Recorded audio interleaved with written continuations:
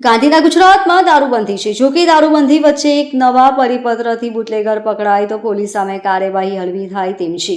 આ વિવાદ વચ્ચે સુરતના સચિન વિસ્તારમાંથી પોલીસે વિદેશી દારૂનો જથ્થો ઝડપી પાડવામાં આવ્યો છે.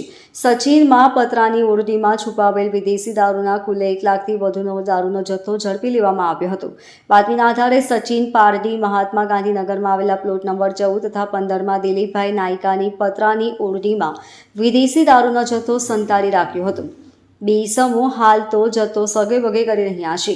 આ હકીકતના આધારે બાતમીવાળી જગ્યાએ રેડ કરી પતરાના શેડમાંથી વિદેશી દારૂનો જથ્થો સગેવગે કરતા આરોપીઓ નામે રાજુ ઉર્ફે મામા રમેશભાઈ રાઠોડ, જાવેદ અખ્તર શેખને પકડી પાડ્યા હતા. આરોપીઓ પાસેથી ભારતીય બનાવટી વિદેશી દારૂની અલગ અલગ બ્રાન્ડની કુલે નાની મોટી બોતલ 735 કિંમત ₹1,02,455 ઝડપાયો હતો અને તેઓની અંગઝડતીમાંથી મોબાઈલ ફોન નંગ 10,000 મળી કુલ ₹1,12,455ના મદ્દાનો મુદ્દામાલ કબજે કરવામાં આવ્યો હતો. વિદેશી દારૂનો જથ્થો આપી જનાર દિલીપ સુકરભાઈ નાયકાને વોન્ટેડ જાહેર કરવામાં આવ્યો છે. Bureau report LK star news, Surat.